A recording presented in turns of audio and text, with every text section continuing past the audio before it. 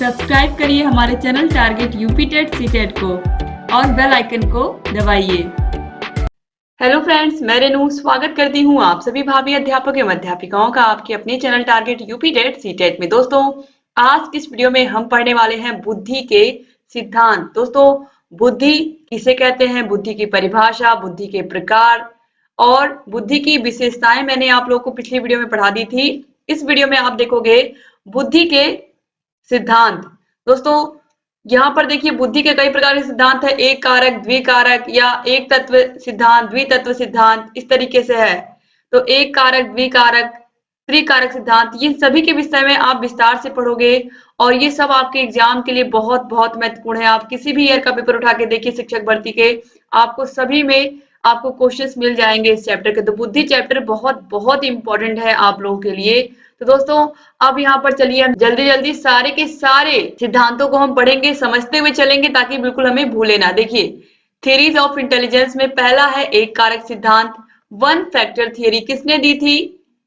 बिने, टर्मन और स्टर्न ने। सबसे पहले बिने का नाम आता है, तो याद रखिएगा एग्जाम में पूछता है कि एक कारक सिद्धांत किसने दिया है, और ऑप्शन में अगर बिने दिया है तो राइट आंसर आप बिने को ही लगाओगे। कब दिए थे? 1911 में। तो इन्होंने क्या माना है? इन तीनों वैज्ञानिकों ने, बिने, टर्मन और स्टर्न ने क्या माना है?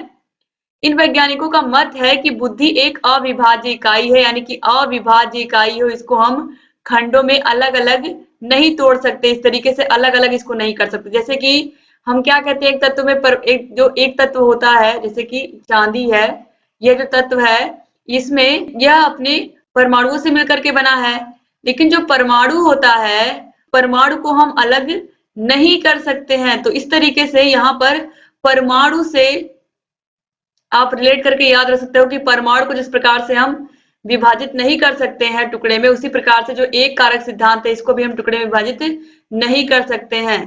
तो इस तरीके से आप बिने, टर्मन और स्टर्न को याद रखिएगा परमाणु की थियरी से। अब इसके बाद देखिए द्वितत्व सिद्धांत या द्विकारक सिद्धांत, इसको दिया था स्पीयरमैन ने। द्विकारक सिद्धांत और त्रिकारक सिद्धांत दोनों ही स्पीयरमैन ने दिया था, और ये बहुत बहुत इंपॉर्टेंट है, बार बार यह में पूछा गया है। बुद्धि का द्वितत्व सिद्धांत किसने दिया है, या बुद्धि का त्रिकारक सिद्धांत किसने दिया है? तो त्रिकारक सिद्धांत किसने दिया है या द्विकारक सिद्धांत किसने दिया है, एग्जाम में पूछेगा तो आप क्या बताओगे? स्पीयरमैन ने दिया है। अब हम द्विकारक के बारे में समझेंगे। द्विकारक में होता क्या है? देखिए, द्विकारक में स्पीयरमैन ने पहले बुद्धि को दो भागों में बांटा। उन्होंने कहा कि एक होता है सामान्य बुद्धि, दूसरी होती है विशिष्ट बुद्धि। जो सामान्य बुद्धि होती है ये जन्म से बच्चे को मिलती है, और जो विशिष्ट बुद्धि होती है वह समाज में आकर के बच्चा क्या करता है, अर्जित करता है अपने आसपास के लोगों से, अपने मित्रों से, अपने माता पिता से, ठीक है, अपने विद्यालय में, अपने खेल के मैदान में, जहां पर भी वह सीखता है कुछ भी, वह उसकी विशिष्ट बुद्धि होती है। तो सामान्य बुद्धि और विशिष्ट बुद्धि इन्होंने दो भागों में बांटा। जैसे कि आप लोगों ने प्रेरणा देखी है, अभी प्रेरणा मैस्लो ने कितने भागों में बांटा है? दो भागों में, एक जन्मजात अभिप्रेरणा और दूसरी अर्जित अभिप्रेरणा। तो यहाँ पर भी जो स्पीयरमैन है इन्होंने भी क्या किया, बुद्धि को दो भागों में बांट दिया है। पहला है जन्मजात बुद्धि और दूसरी है अर्जित बुद्धि। तो यहाँ पर आप देखिए, ये जो आपको यहाँ पर जो पूरा गोला दिख रहा है, इसमें देखिए बीच में जी फैक्टर है, और यानी कि जनरल फैक्टर जो विशिष्ट बुद्धि होती है, और जो बगल में आपको दिख रहा है ये स्पेशल फैक्टर है। तो इस तरीके से स्पेसिफिक फैक्टर आप कह सकते हो, स्पेसिफिक फैक्टर और जनरल फैक्टर। तो इस तरीके से दो भागों में बताया। फिर इन्होंने कहा कि नहीं, बुद्धि तीन कारकों से मिलकर के बनी होती है। तो इस सिद्धांत में सामान्य तत्व और विशिष्ट तत्व बराबर बराबर होते हैं, जबकि यहाँ पर आप देखिए यहाँ पर बराबर बराबर नहीं है। एस फैक्टर क्या है, जी फैक्टर के बगल बगल आपको दिख रहा है। लेकिन जो त्रिकारक सिद्धांत है इसमें जितना रोल जन्मजात बुद्धि का होगा उतना ही रोल अर्जित बुद्धि का भी होगा, यानी कि 50% रोल इन्होंने क्या यहाँ पर माना है, 50% रोल जो होता है स्पेसिफिक फैक्टर का होता है, स्पेसिफिक फैक्टर का होता है, और 50% रोल जो होता है 50-50 इन्होंने बांट दिया, किसका होता है, जनरल फैक्टर का होता है। तो इस तरीके से त्रिकारक सिद्धांत में दोनों को आधा आधा इन्होंने डिवाइड कर दिया है। तो ये त्रिकारक सिद्धांत में आ गया। तो एग्जाम में पूछेगा तो आप बता ले जाएंगे ना, एक कारक सिद्धांत किसने दिया है, बिने, टर्मन, स्टर्न ने, यानी कि अगर एग्जाम में बिने ऑप्शन दिया तो बिने को ही आप सही लगा दोगे। द्वितत्व सिद्धांत और त्रितत्व सिद्धांत किसने दिया है, स्पीयरमैन ने दिया है, स्पीयरमैन ने दिया है। इसके बाद है बहुकारक सिद्धांत या बहुतत्व सिद्धांत, मोस्ट इंपॉर्टेंट। बहुकारक सिद्धांत या बहुतत्व सिद्धांत किसने दिया है? थॉर्नडाइक ने दिया है। बुद्धि का बहुकारक सिद्धांत किसने दिया है या बहुतत्व सिद्धांत किसने दिया? अगर एग्जाम में पूछेगा तो आप क्या बताओगे? थॉर्नडाइक ने दिया है। और इन्होंने कहा है कि जो बुद्धि है वह क्या है? वह एक स्वतंत्र कारक है। ठीक है, थॉर्नडाइक ने अपने सिद्धांत की तुलना बालू के ढेर से की है तथा लंबाई, चौड़ाई, क्षेत्र और गति की चर्चा की है। इस प्रकार यह सिद्धांत बालू का सिद्धांत भी कहलाता है। इसे बहुल या श्रमिक योग्यता सिद्धांत भी कहते हैं। श्रमिक योग्यता सिद्धांत भी कहते हैं, इस बात को आप जरूर याद रखिएगा। बहुतत्व सिद्धांत या बहुकारक सिद्धांत किसने दिया है? थॉर्नडाइक ने। और इस सिद्धांत को हम श्रमिक योग्यता सिद्धांत भी कहते हैं, बालू का सिद्धांत भी कहते हैं। तो याद रखिएगा। इसमें देखिए, जैसे कि ये कोई तत्व है, अभी मैंने आपको यहाँ पर एग्जाम्पल दिया था चांदी का, चांदी ही मान लेते हैं। तो जो चांदी तत्व है, यह ढेर सारे इसके क्या होंगे, इसमें इस तत्व में क्या होंगे? इसके अपने खुद के ढेर सारे परमाणु होंगे। तो इस तरीके से ये क्या होंगे? स्वतंत्र होंगे इसमें। तो यहाँ पर वही बात कही गई है कि जो बुद्धि होती है वह एक स्वतंत्र कारक होती है और इसे हम बहुकारक सिद्धांत या बहुतत्व सिद्धांत भी कहते हैं। तो याद रखिएगा दोस्तों, इसे बालू का सिद्धांत भी कहते हैं, श्रमिक योग्यता सिद्धांत भी कहते हैं या मात्रा सिद्धांत भी कहते हैं। दोस्तों इसके बाद हम देखेंगे समूह तत्व सिद्धांत। समूह तत्व सिद्धांत किसने दिया था? थर्स्टन ने दिया था। यह भी इंपॉर्टेंट है। जितने भी बुद्धि के सिद्धांत है मैं सभी को इंपॉर्टेंट बोल रही हूँ। उसका रीजन ये है कि सब आपके एग्जाम के लिए वाकई बहुत महत्वपूर्ण है, क्योंकि एग्जाम में हर साल इनसे क्वेश्चंस आते ही आते हैं दोस्तों। तो देखिए, इसके प्रवर्तक कौन है? थर्स्टन है। और यह कहाँ के रहने वाले थे? यूएसए के, यानी कि अमेरिका के रहने वाले थे। और इन्होंने एक पुस्तक भी लिखी है, प्राइमरी मेंटल एबिलिटी। तो थर्स्टन ने कुल 13 तत्व बताए, जिसमें से 7 तत्वों को प्रमुख तत्व बताया। जैसे कि यहाँ पर आप देखिए प्राथमिक मानसिक योग्यता सिद्धांत। इसमें यहाँ पर आप देखिए दोस्तों, देशिक योग्यता, अंक योग्यता, मौखिक योग्यता, शब्द योग्यता, यानी कि यहाँ पर आप देखिए बच्चे के अंदर न्यूमेरिकल एबिलिटी है या नहीं, यानी कि जिस क्लास का बच्चा है उस क्लास के वह क्वेश्चंस को सॉल्व कर पा रहा है या नहीं कर पा रहा है। जैसे कि कक्षा 1 का बच्चा, उसको गिनतियां आती हैं या नहीं आती हैं, या वह कितने अच्छे से गिनतियों को गिन करके आपको बताता है, लिख करके बताता है। इसके अलावा अगर कक्षा 2 का बच्चा है तो उसको थोड़ा बहुत जोड़ घटाने भी आते होंगे।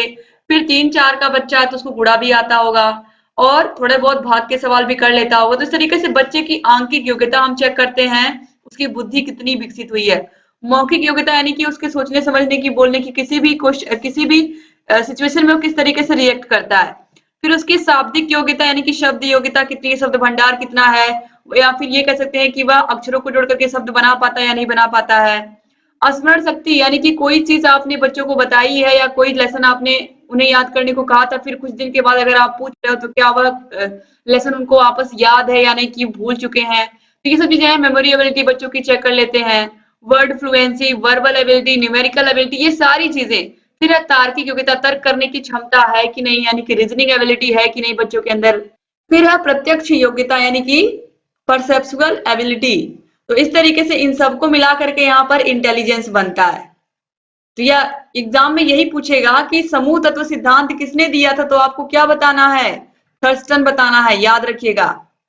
अब इसके बाद देखिए बुद्धि का त्रिआयामी सिद्धांत अथवा बुद्धि संरचना सिद्धांत, यानी कि इसे 3 डायमेंशनल थियरी भी कहते हैं। त्रिआयामी सिद्धांत, तो 3 डायमेंशनल थियरी अगर पूछेगा, 3 डायमेंशनल थियरी, त्रितत्व सिद्धांत अगर पूछेगा या त्रिकारक सिद्धांत, तो आपने क्या देखा था? अभी आपने देखा था स्पीयरमैन। लेकिन यहां पर क्या कहा है? यहां पर कहा है बुद्धि का त्रिआयामी यानी कि 3 डायमेंशनल। 3 डायमेंशनल का मतलब क्या होता है? ऐसी चीज जिसमें लंबाई भी हो, चौड़ाई भी हो और ऊंचाई भी हो। जैसे कि आप कोई दीवार देखते हो या कोई ब्लैक बोर्ड देखते हो, तो आप ब्लैक बोर्ड को क्या कहोगे? इसमें लंबाई है और चौड़ाई है, इसमें ऊंचाई नहीं दिखती आपको। लेकिन अगर आप लूडो का पासा देखोगे, लूडो जो होता है उसका पासा आप देखोगे, उसमें लंबाई, चौड़ाई और ऊंचाई क्या होती हैं? तीनों चीजें आपको दिखती हैं। कुछ इस तरीके से आपको तीनों चीजें मिल जाती हैं उस पासे में देखने को। तो लंबाई, चौड़ाई और ऊंचाई, इसमें तीनों चीजें होती हैं, वो 3 डायमेंशनल होती हैं। तो घन, घनाभ, ये सब क्या है? 3 डायमेंशनल है।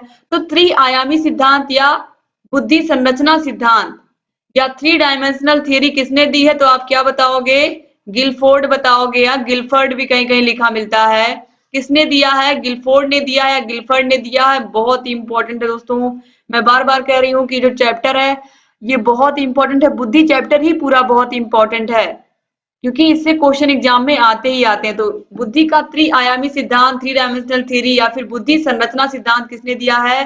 संरचना शब्द जैसे ही आएगा आपको दिमाग में याद रखना है कि गिलफोर्ड, यानी कि आप गिलफोर्ड से, फोर्ड जो शब्द है इसको आप फोल्ड से याद रख सकते हो कि लिफाफे को फोल्ड करके पासा बनाना है। लिफाफे को फोल्ड करके क्या बनाना है? पासा बनाना है। जैसे कि एक कागज है आपके पास, कागज में क्या होता है? लंबाई चौड़ाई होती है, ऊंचाई तो होती नहीं है कागज में। तो इस कागज का आप बहुत सारी चीजें बना सकते हो, कागज की नाव बना सकते हो, कागज से बहुत सारी चीजें बना सकते हो। तो वो चीज क्या हो जाएगी? थ्री डायमेंशनल हो जाएगी। तो फोल्ड से आप फोर्ड यानी कि गिलफोर्ड याद रखिएगा। या फिर गिलफोर्ड से गिलहरी भी बन सकता है। तो गिलहरी कहाँ रहती है? गिलहरी पेड़ पर रहती है, लेकिन पेड़ में एक होल होता है उसी में रहती है। ये आप इस तरीके से भी याद रख सकते हो। तो होल जो होगा वो भी क्या होगा? इस तरीके से, उसमें ऊंचाई, लंबाई, चौड़ाई, ऊंचाई सब होंगी ना। तो इस तरीके से भी याद रख सकते हो आप। तो गिलफोर्ड ने सन 1967 में, यानी कि 1969 में, 1967 में डिब्बे के आकार का एक मॉडल प्रस्तुत किया, यानी कि डिब्बे के आकार इस तरीके से पासे की तरह। इस सिद्धांत को बुद्धि का संरचना मॉडल मॉडल कहते हैं। तो मॉडल क्या होता है? मॉडल कोई भी चीज आप दिखाते हो उसमें लंबा चौड़ा ऊंचाई तीनों होती है ना। जैसे कि आपने कोई चित्र बनाया, आपने कोई चित्र बनाया किसी फैक्ट्री का, तो वो किसमें बनाया आपने? किसी आर्ट की कॉपी में, तो वो टू डायमेंशनल है, टू डायमेंशनल। लेकिन अगर आपने उसका मॉडल दिखाया बना करके, एक फैक्ट्री बना करके इस तरीके से दिखाई, अच्छे से बिल्डिंग्स बनाई, वहां पर आपने पेड़ पौधे लगाए, तो वो क्या हो गया? वो मॉडल हो गया। तो मॉडल यहाँ पर याद रखिएगा, बुद्धि का संरचना मॉडल भी इसको कहते हैं। इस सिद्धांत के अनुसार व्यक्ति की मानसिक योग्यताओं को तीन आयामों में वर्गीकृत किया गया है: विषय वस्तु, संक्रिया और उत्पाद। तो त्रिआयाम का मतलब क्या होता है? अब आप लोग यहाँ पर ध्यान से समझिएगा। ये जो विषय वस्तु, संक्रिया और उत्पाद दी गई है, अब इसको आप समझोगे कैसे? विषय वस्तु का मतलब है कि आपको शिक्षक ने कह दिया, क्लास में बच्चों को कह दिया कि आज तुम लोगों को क्या बनाना है? आर्ट बनाना है, और उसको क्या करना है? कलर भी करना है। तो आप बच्चों को, आपने कॉपियां दी सभी बच्चों को, फिर सभी बच्चों को आपने कलर दिया, कॉपी दी, कलर दी, इसके अलावा ब्रश दिया, जिससे बच्चे उसको कलर करके आर्ट को दिखाएंगे। तो आपने कहा बच्चों से कि मुझे फ्लावर्स बना के दिखाओ, फ्लावर्स नेम और फ्लावर्स को बना करके दिखाओ। तो बच्चों के पास पेंसिल होनी चाहिए। बच्चों के पास क्या होनी चाहिए? पेंसिल होना चाहिए। इसके अलावा बच्चों के पास इरेजर, शॉर्पनर और जो कलर है वो होना चाहिए, और ब्रश होना चाहिए। तो ये सभी चीजें होनी चाहिए ना। तो विषय वस्तु आपने बता दी बच्चों को कि तुम्हें क्या बनाना है? आर्ट बनाना है। तो आप, अब बच्चे क्या करेंगे? इन सब सामानों की सहायता से क्या करेंगे? पेंसिल, रबर, इसके अलावा ब्रश, कलर, इनकी सहायता से क्या करेंगे? अब वो ऑपरेशन करेंगे, यानी कि ऑपरेशन का मतलब है कि वह आर्ट को बनाना स्टार्ट कर देंगे। उन्हें उन्हें आपने क्या दे दिया? कंटेंट दे दिया। कंटेंट के तौर पर आपने क्या दिया? सारा सामान दे दिया कलर करने वाला। अब इन कलर की सहायता से बच्चे क्या करेंगे? अब क्या करेंगे? वो ऑपरेशन, यानी कि अब अपने काम को वो अच्छे से करेंगे। और फिर जब वो अच्छे से अपना काम कर लेंगे, आर्ट बना लेंगे, तो बाद में क्या दिखाएंगे? वो अपना बनाया हुआ आर्ट, यानी कि उत्पाद, यानी कि रिजल्ट। क्या दिखाएंगे? वो रिजल्ट दिखाएंगे। तो इस तरीके से विषय वस्तु, संक्रिया और उत्पाद, इस तीन भागों में उन्होंने क्या किया, या तीन आयामों में बुद्धि को विभाजित किया या वर्गीकृत किया। किसने किया? गिलफोर्ड ने किया। तो आपको समझ में आ गया होगा। अब इसके बाद है पदानुक्रम सिद्धांत। क्या है? पदानुक्रम सिद्धांत। दोस्तों यह भी इंपॉर्टेंट है। किसने दिया है पदानुक्रमित सिद्धांत? यह दिया है बर्ट एवं बर्नर ने। इन्होंने क्या कहा है? इस सिद्धांत में प्रत्येक मानसिक योग्यता को सोपान अनुसार क्रम प्रदान किया गया है। इसमें सर्वप्रथम सामान्य मानसिक योग्यता आती है, जो प्रमुख दो खंडों में विभाजित है, जिसमें प्रथम खंड में शाब्दिक, आंकिक और शैक्षिक योग्यता आती है, और द्वितीय खंड में व्यवहारिक, क्रियात्मक, यांत्रिक, देशिक और शारीरिक योग्यता आती है। तो बर्ट और बर्नर ने क्या किया है? बुद्धि को सोपान के अनुसार, यानी कि योग्यता के अनुसार क्या दिया है? एक क्रम दिया है। मैंने आपको पढ़ाया था गहने का अधिगम का सोपानिकी सिद्धांत। तो उसमें भी आपने देखा था कि उन्होंने क्या किया है? जो अधिगम है बच्चों का किस तरीके से निम्न स्तर से शुरू होकर के उच्च स्तर पर जाता है, ये उन्होंने बताया था। तो किस तरीके से बच्चे संकेत से सीखते हैं, फिर आगे किस तरीके से वह सीखते हैं, कैसे वो आगे बढ़ते हैं। वैसे यहाँ पर बताया गया है कि जो बुद्धि है उन्होंने क्या किया है, उसको सोपान के अनुसार बांट दिया है। और इसमें भी दो खंड बांटे हैं, जिसमें प्रथम खंड में शाब्दिक योग्यता, आंकिक योग्यता और शैक्षिक योग्यता आती है बच्चे की, यानी कि वह कितने शब्दों का ज्ञान रखता है, उसकी आंकिक क्षमता कितनी, जोड़ घटाने गुणे भाग ये सब अच्छे से कर पाता है या नहीं कर पाता है, उसकी शैक्षिक योग्यता कितनी है, सभी विषयों में एवरेज वह कितना है। फिर द्वितीय खंड में उसका व्यवहार कैसा है, उसके आसपास के लोगों से, उसके मित्रों से, उसके माता पिता से। फिर है क्रियात्मक, यानी कि बच्चा कितना एक्टिव रहता है, कोई भी काम जब शिक्षक देते हैं तुरंत करके दिखाता है या नहीं दिखाता है। यंत्रों का प्रयोग करना उस बच्चे को आता है या नहीं आता है।